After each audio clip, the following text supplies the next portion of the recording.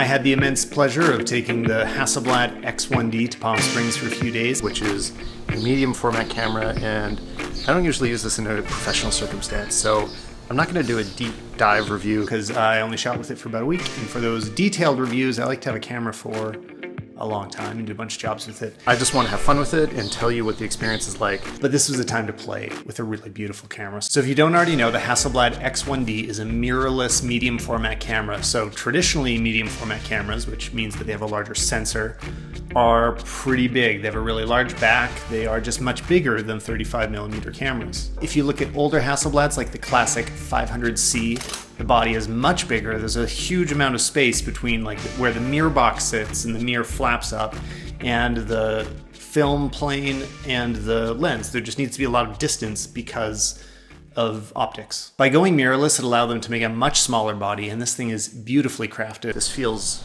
really good. It's made of all metal. I think it's an aluminum casing, and it's super solid. There's some really smart design features like the control dial that pops in and out. And even though it has a really modern design, it brings me back to the age of all metal cameras that just felt a little sturdier and really robust in your hand. I love to hold this camera. It shoots 50 megapixels, which is what you'd expect from a sensor this size, and Hasselblad does a great job. The image quality is incredible. It's what you would expect from Hasselblad if you haven't already used one. The files really do look beautiful. You could print them huge. They have tons of dynamic range. The noise was exceptional. In my tests, I usually shoot for web usage, so I don't have any need for these extra megapixels. Like they do look great.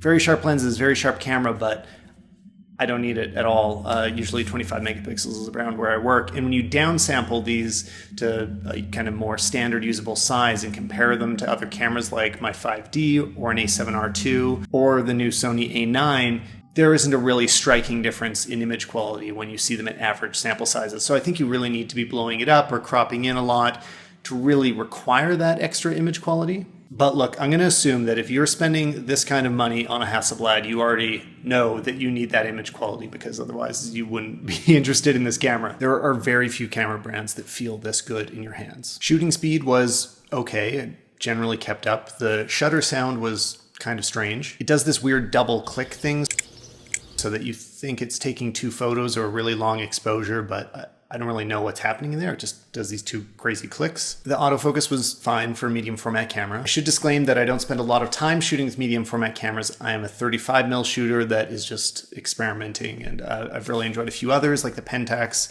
645Z, but I don't have the in-depth knowledge to tell a seasoned pro whether this is the right medium format for you. Just what it felt like to play with this camera. There are a couple of downsides. The battery life wasn't great. The firmware does have some bugs in it. There's sort of some strange software behavior when you're flipping between modes occasionally. I really hope that they work that out because the physical interface is perfect, more or less, but the software interface definitely needs a bit of refinement. I really like the direction that Hasselblad has gone with this mirrorless camera, and I hope that we see more in the line. I think they're going to be even better in the future. It's a lot of money and a huge investment, so I wouldn't consider this camera unless that money is just available to you and you're not worried about spending it, because it's extremely expensive and it's a little less targeted for some of the professional work that the larger Hasselblads are. So if you think about this as an ultimate luxury camera, that's where this thing really excels. To hear about this in more detail, you can listen to my podcast, which is linked in the description below.